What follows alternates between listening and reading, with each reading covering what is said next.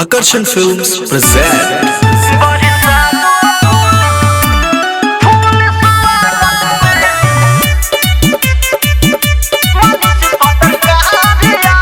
Music by Rajesh Sahni.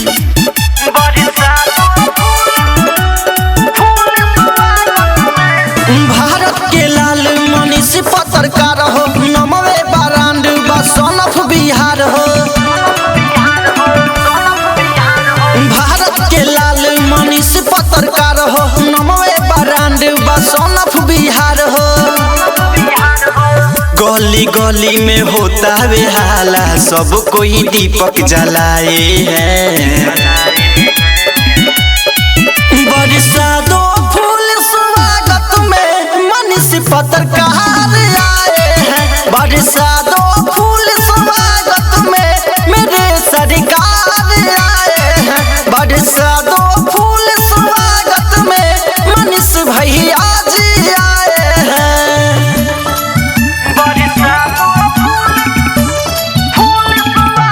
Riya recording studio Narkatiaganj.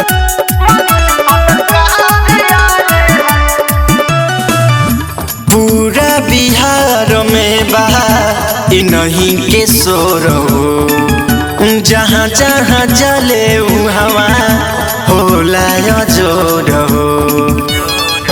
मन खुश बात हो यह सुनी के बात, अब सबके कटी खुशी से दिन रात। लेके चंदन कर तालो बंदन, सब कोई अरजी लगाए हैं।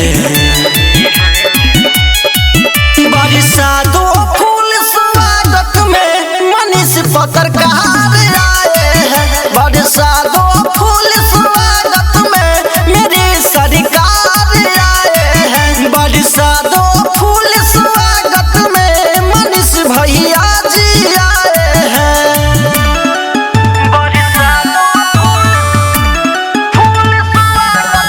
Mix by Bholu Sanjeev. Music by Rajesh Sahni.